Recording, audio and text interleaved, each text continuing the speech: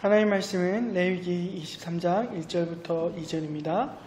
레위기 23장 1절부터 2절 2절입니다. 우리 다 같이 한 목소리로 읽도록 하겠습니다. 앞에 화면에 보면 나왔습니다. 함께 읽습니다. 여호와께서 모세에게 말씀하여 이르시되 이스라엘 자손에게 말하여 이르라. 이것이 나의 절기들이니 너희가 성회로 공포할 여호와의 절기들이니라. 아멘. 저희는 지금 레위기의 막바지를 통과하고 있습니다. 레위기는 어떤 책입니까? 하나님께서 400년 동안 종살이했던 이스라엘 백성들을 구원하시고 시내산에서 언약식을 맺으면서 주신 말씀입니다. 이스라엘의 시내산에서 하나님과 맺은 언약의 내용은 매우 심플합니다. 하나님의 말씀에 귀를 기울이고 순종하면 하나님께 축복을 받고, 불순종하면 약속의 땅에서 쫓겨난다는 거죠. 바로 이들이 잘 듣고 지켜야 할 하나님의 말씀이 레위기 율법이었습니다. 이스라엘은 순종하기 위해 하나님께서 주신 구원과 은혜를 잊어서는 안 됐습니다. 하나님의 말씀을 지키며 날마다 감사하는 삶을 살아야 했습니다. 만약 하나님을 향한 감사가 희미해진다면 하나님을 잊게 되고 순종의 삶에서는 멀어지게 되는 것입니다. 그래서 하나님께서는 받은 은혜와 구원을 1년 내내 잊지 말라고, 잊어서는 안 된다고 이스라엘 백성들에게 7가지 절기를 주셨습니다. 우리나라에도 24절기가 있습니다. 24절기는요, 농사의 때를 맞춰서 계절을 세분화한 절기입니다. 성공적인 수확을 위해서는 반드시 이 절기를 따라 농사를 지어야 했습니다. 근데 이스라엘의 7절기 또한 농사와 깊은 연관이 있습니다. 7절기를 농사와 관련해서 조금 이따 설명드리도록 하겠습니다. 근데 재밌는 거는요, 이스라엘과 우리나라가 닮은 점이 있는데, 뭐가 닮았냐면 달력을 2개 쓴다는 점에서 닮았어요. 우리도 양력이 있고 음력이 있잖아요. 서양에는 없는 음력이 우리나라에는 있잖아요. 이스라엘에게도요, 그들만의 달력, 유대력이 존재해요. 이거 안에는 태양력이고요, 주변을 둘러싼 게 이스라엘의 달력, 유대력입니다. 좀 차이가 있죠? 태양력에서는 1월이 첫 번째 달이지만 유대력으로는 6월절이 있는 니산월, 이 니산월이 첫 번째 달력입니다. 태양력으로 보면 3월이 좀 끼어있는 4월이에요. 그래서 해년마다 6월절이 이렇게 차이가 나는 거예요. 출애굽을 기념하며 지키는 6월절, 이 다음 날부터 7일 동안 무교절이 시작이 됩니다. 누룩이 들어가지 않는 딱딱한 빵을 먹으면서요, 출애굽 당시의 긴박한 상황을 다시 한번 경험하는 겁니다.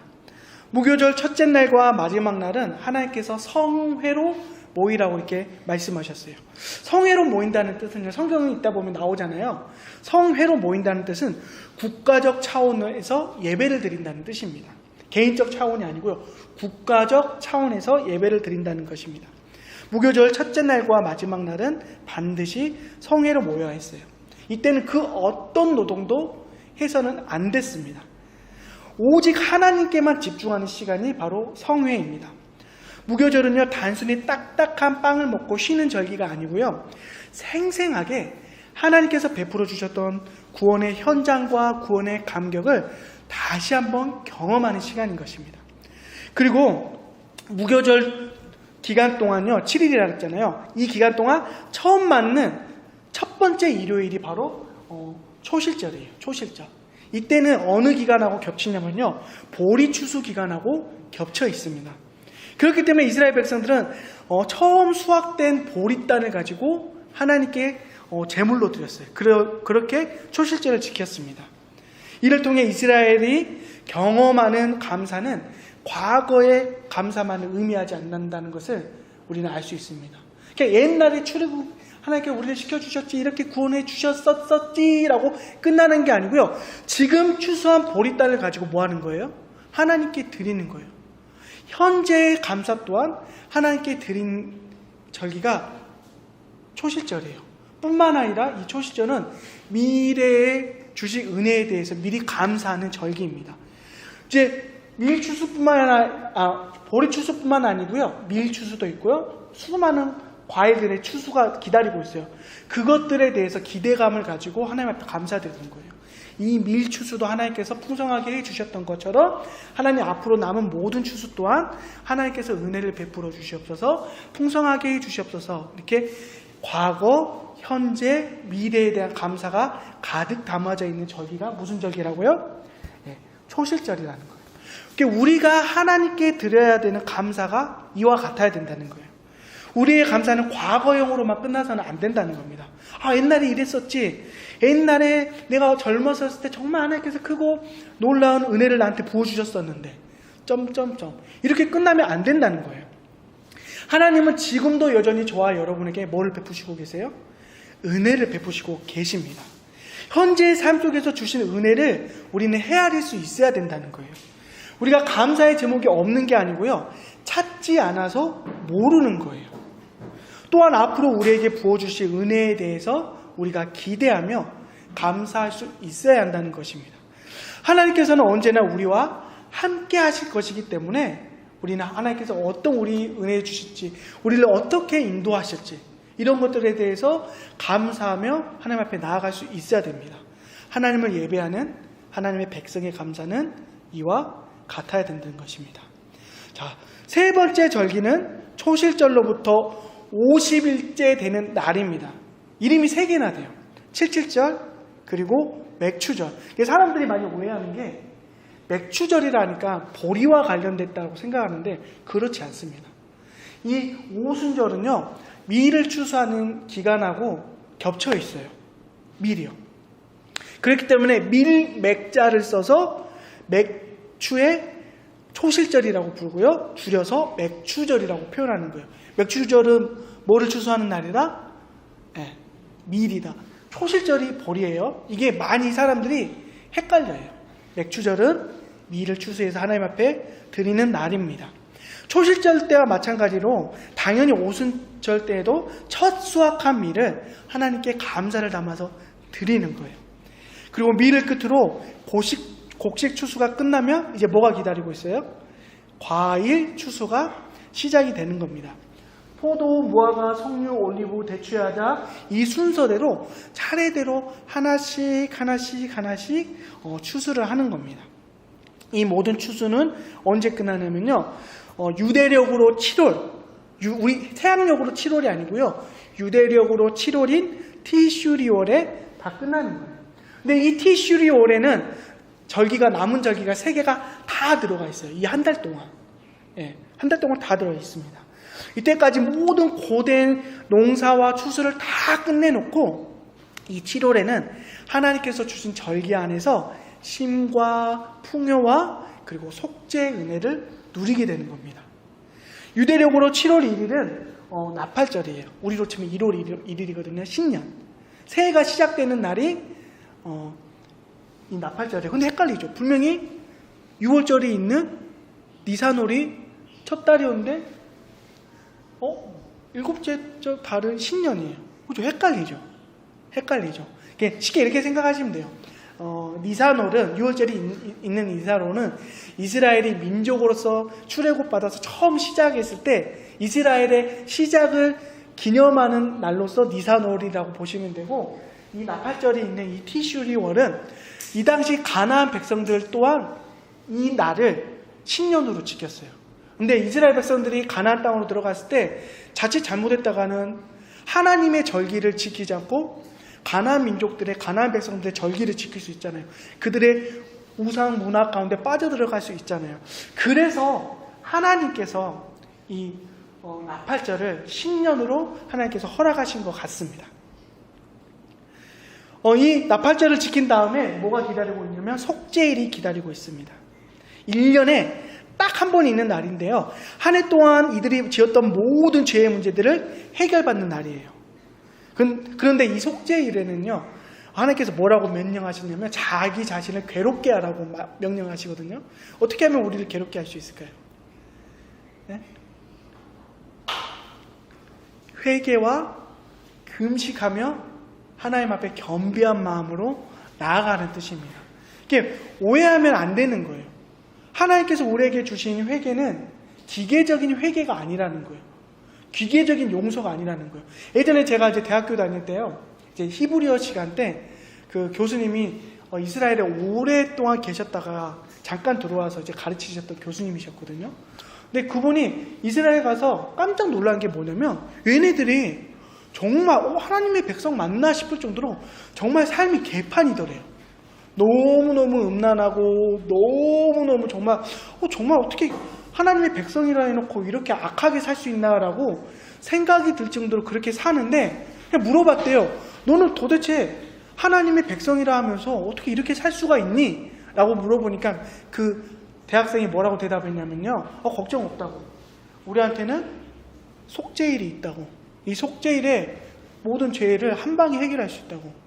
근데 하나님께서는 그런 식으로 기계적으로 용서하시지 않거든요. 분명 하나님께서 자기 자신을 뭐 하라고 하셨어요? 괴롭게 하라고 하셨어요. 이 말씀은 뭐냐면, 하나님께서는 용서하시지만 그 용서를 받는 사람들의 마음의 진실한 마음의 중심을 뭐 하신다고요? 요구하신다는 것을 알 수가 있습니다. 속죄에 걸맞는 진실함을 요구하십니다. 그리고 난 후에 추수한 모든 것들을 하나님께 드리며 7절기 중 가장 풍성한 초막절을 지킵니다. 일주일 동안 지켜요. 우리나라로 치면 추석하고 비슷해요. 추석. 우리말에 이런 말 있잖아요. 더도 말고 덜도 말고 한가위만 같아라. 왜 이런 말이 생겼습니까? 네. 가을 추수가 끝난 추석이 1년 중에 가장 풍성했잖아요. 그죠? 초막절을 드리는 시기도 이와 같았어요. 먹을 게 풍성해서 웃음과 노래가 멈추지 않는, 그치지 않는 절기가 이 초막절이었습니다. 그런데 초막절은 무엇을 기념하며 지킵니까? 이스라엘이 출애굽 이후 광야에서 장막을 치며 살았던 날을 기억하고 베푸신 구원에 감사하며 지켰던 절기가 초막절이에요. 유월절과 무교절처럼 출애굽의 생생한 현장을 경험하기 위해 일주일간 집 밖에 초막을 짓고, 나뭇가지로 초막을 짓고 그 안에서 지내는 겁니다. 이처럼 함께 살펴본 것처럼요, 우리나라의 24절기가 농사와 관련되어 있듯이 7절기 또한 농사와 분명히 관련이 되어 있어요. 하지만 24절기와 이 7절기에 큰 차이가 있습니다. 그게 뭐냐면요, 24절기는요 성공적인 농사를 위해서 집중했던, 관심을 가졌던 절기였지만 7절기는요 농사를 잘 짓기 위해서 지킨 절기가 아니라는 거예요. 7절기는 하나님께서 베풀어 주신 구원을 잊지 않기 위해서, 기억하기 위해서 반드시 지켜야 했던 절기였다라는 겁니다. 24절기는 잘 먹고 잘 살기 위해 지킨 절기라면 7절기는 하나님께서 베풀어 주신 은혜에 감사하기 위한 절기였다라는 거예요. 세상 모든 사람들과 우리는 1년 365일이라는 똑같은 시간 속을 살고 있습니다. 하지만 하나님의 백성에게는요, 세상이 모르는 또 하나의 달력이 있다라는 거예요. 바로 하나님과의 시간을 의미하는 달력입니다. 하나님을 모르는 사람들은 그저 잘 먹고 잘 살기 위해서 자신만의 시간 속을 살아가지만, 하나님의 백성은 달라야 한다는 겁니다. 하나님의 백성은 하나님과 동행하는 하나님의 시간 안에 살아야 한다는 거예요. 하나님과 동행하는 시간 속에 살기 위한 원리는 너무너무 간단해요. 잊지 않는 거예요. 기억하는 거예요. 하나님의 백성은 하나님께서 주신 은혜와 구원에 감사하며 살아갈 때 하나님과 동행할 수 있다는 겁니다. 하나님께서 나 자신을 어떻게 구원했는지, 지금도 여전히 어떤 은혜를 베푸시고 인도하고 계시는지, 또 앞으로 어떻게 축복하실런지, 이런 모든 것들에 집중하며 기억하며 감사하는 삶이 구원받은 백성의 삶이라는 겁니다. 이 삶에서 멀어질 때요, 하나님을 향한 불순종과 반역이 일어난다는 겁니다. 이건 너무너무 당연해요. 하나님을 향해 감사의 마음이 생기지 않는데 어떻게 진실한 마음으로 하나님과 동행할 수 있겠습니까? 어떻게 하나님께 헌신하는, 자기 삶을 온전히 드리는 거룩한 삶을 살 수 있겠습니까? 주신 은혜와 구원에 대한 감격이 희미해질 때 우리 안을 파고드는 마음들이 있습니다. 바로 꼭 하나님이 아니어도 되네? 이런 마음들이요. 하나님 뜻대로 살기 위해 아둥바둥 거리지 않아도 괜찮네? 하나님 말씀을 내 안에 새기기 위해 애쓰지 않아도 괜찮네? 죄를 그냥 내버려둬도 내 삶에 아무 문제도 생기지 않네? 이런 마음도 괜찮나요? 이런 생각들 괜찮나요? 절대 괜찮지 않습니다. 겉으로 볼 때 별 문제 없이 사는 것 같지만 하나님과 동행하는 시간 밖에서 사는 겁니다. 하나님께서 약속하신 축복 밖에서 사는 겁니다. 두 사진을 보여드리겠습니다. 어떤 차이가 있나 한번 봐보세요. 어떤 차이가 있습니까? 네, 왼쪽 사진은 발자국이 하나만 찍혀 있고 오른쪽 사진에는 발자국이 몇 개 찍혀 있어요? 2개가 찍혀 있어요. 왼쪽 사진은 자신만의 시간 속에서 살아가는 사람들이 남기는 족적입니다. 오른쪽 사진은요, 하나님과 동행하는 시간 속에서 살아가는 사람들이 남기는 발자국입니다. 우리 발자국이 이래야 한다는 거예요.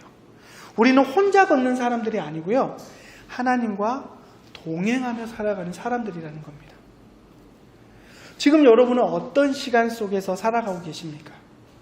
하나님을 모르는 사람들과 같이 그저 나 자신만의 시간 속을 살고 있지는 않습니까? 정말로 하나님과 동행하는 시간, 주님의 시간 가운데 살고 계십니까? 하나님께서 예수 그리스도의 십자가의 은혜를 통해 저와 여러분을 구원하셨습니다. 그런데 구원의 감격과 감사가 우리 삶 가운데에서 얼마나 자주 확인되고 있습니까? 일곱 절기는 농사 잘 지으라고 주신 절기가 아니었습니다. 하나님께서 나와 함께 가자고, 나와 함께 살자고 그렇게 주신 절기예요. 내 손을 붙잡고 내 손을 잡고 나와 함께 걷자고 주신 절기라는 겁니다. 여러분, 하나님의 손을 붙들고 계십니까? 여러분 손을 감싸는 하나님의 손 안에 있는 온기를 지금 느끼고 계십니까? 하나님의 손을 붙잡고 하나님과 함께 걸어가는 삶이 바로 저와 여러분이 살아가야 할 하나님의 시간이라는 것을 잊지 마십시오. 세상은 하나님의 발자국을 보지 못하기 때문에 우리를 이해하지 못할 것입니다. 세상은 하나님 손 안에 있는 온기를 느끼지 못하기 때문에 우리를 이상한 눈으로 볼 거예요. 근데 상관없어요. 우리 눈에 하나님의 발자국이 보이면 됩니다. 우리 손 안에 하나님의 따뜻한 온기가 느껴지면 됩니다. 레위기의 일곱 절기는요, 예수님의 십자가 사역과도 매우 긴밀한 관계가 있습니다. 안식일이 예수님을 통해 우리에게 주일로 연결이 되는 것처럼요, 일곱 절기 또한 예수님을 통해서 우리에게 이어집니다. 예수님께서는 우리를 구원하시기 위해 6월절 전날 십자가에 못 박혀 돌아가셨어요. 성경은 예수님의 십자가 죽음을 대해서 뭐라고 말씀하십니까? 6월절 어린 양의 죽음이라고 표현합니다. 네, 예수님께서는 6월절에 돌아가신 거예요. 그럼 예수님께서 언제 부활하십니까? 초실절 때 부활하세요. 무교절 첫 번째 주일이니까, 일요일이니까. 예수님께서 초실절에 부활의 첫 열매로서 부활하십니다. 그리고 예수님께서 승천하신 후에 하나님은 오순절에 성령 하나님을 이 땅에 보내셔서요, 예수님께서 이루신 구속의 역사를 하나님 백성 안에 적용하십니다. 지금도 우리 안에 그 구원을 적용하고 계시죠? 그리고 하나님의 나라를 이 땅에 완성시키실 것입니다. 그리고 훗날 예수님께서 심판주로 다시 오실 때 하나님의 모든 백성들을 추수하시고 이 땅에 하나님의 나라를 완성시키실 거예요. 그래서 성경에 보면요, 예수님의 재림을 추수의 완성으로 많이 표현을 해요. 구원받은 하나님의 백성을 마지막 날에 예수님께서 다시 오실 때 다 추수하시겠다는 거예요. 지금 말씀드린 것 중에서 아직 이루어지지 않은 일이 딱 하나가 있습니다. 뭐가 이루어지지 않았죠? 심판과 구원의 완성, 하나님의 나라의 완성이 아직 이루어지지 않았습니다. 주님의 재림이 아직 이루어지지 않았습니다. 그렇기 때문에 우리는 흘러가는 역사 속에서요, 하나님의 일하심에 관심을 가져야 된다는 겁니다. 지금까지 하나님 나라의 완성을 위해서 하나님의 백성을 구원하기 위해서 일해 오신 하나님께서 이 완성을 미루거나 포기하실까요? 절대 미루시지 않고요, 절대 포기하시지 않습니다. 반드시 이루어 가십니다. 하나님은 지금도 구원받은 백성들을 추수하고 계십니다. 그렇기 때문에 우리는 이 마지막 날을 기대하며 바라보며 이 땅 가운데 하나님과 동행해야 된다는 것입니다. 이스라엘 백성들이 어떤 마음으로 일곱 절기를 지켜야 했습니까? 하나님께서 자신들을 위해 이루신 구원을 기억하고 감사하는 마음으로 일곱 절기들을 지켜야 했어요. 1년 365일 내내 하나님과 그런 식으로 동행하는 거예요. 그때 하나님께서 약속하신 축복 가운데 거할 수 있는 거예요. 우리는 더 이상 레위기의 5 제사처럼요, 일곱 절기를 지키지 않습니다. 하지만 절기를 통해서 우리에게 요구하시는 그 정신, 그 마음은 여전히 유효합니다. 하나님께서 뭘 요구하셨습니까? 2가지죠. 기억하라, 감사하라. 예수님께서 저와 여러분을 구원하기 위해 어떤 치욕을 감당하셨는지, 우리를 죄의 노예된 상태에서 구원하시기 위해서 어떤 고통을 견디셨는지 그것을 잊지 말라는 것입니다. 그것을 기억하라는 것입니다. 하나님과 동행하는 우리 삶에 언제나 감사가 있어야 된다는 겁니다. 1년에 몇 차례, 부활절, 성탄절에만 그걸 기억하라는 게 아니고요, 그냥 그때만 몇 번 감사하라는 말이 아니고요, 우리에게 주어진 시간 속에서 계속 기억하고 감사하라고 주신 말씀입니다. 하나님과 동행하기를 원하십니까? 하나님의 축복 가운데 살기 원하십니까? 하나님의 시간 안에 머무십시오. 하나님과 동행하십시오. 기억하시고 예수 그리스도의 십자가의 은혜를 감사하십시오. 주셨던 은혜를, 주시고 있는 은혜를, 앞으로 주실 은혜에 대해서 감사하며 기대하는 이 자리에 앉아있는 모든 주의 백성 되시기를 주님의 이름으로 축복합니다. 기도하겠습니다.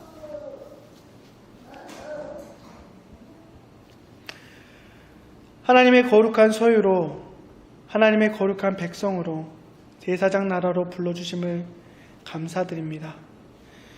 예수 그리스도의 십자가의 은혜로 베풀어 주신 구원에 대한 감격과 감사가 우리 안에 희미해지지 않도록 붙들어 주시옵소서. 지금껏 주셨던 은혜, 지금 받고 있는 은혜, 앞으로 부어주실 은혜와 축복에 감사하는 삶을 살 수 있도록 인도하여 주시옵소서. 하나님의 백성으로 살아가는 게 더욱 어려워지는 세대 가운데에서도 하나님과 동행하는 삶을 살아가게 하여 주시옵소서. 뒤로 물러서는 믿음이 아니라 앞으로 전진하는 믿음으로 우뚝 설 수 있도록 붙잡아 주시옵소서. 감사드리며 예수 그리스도 이름으로 기도드립니다. 아멘.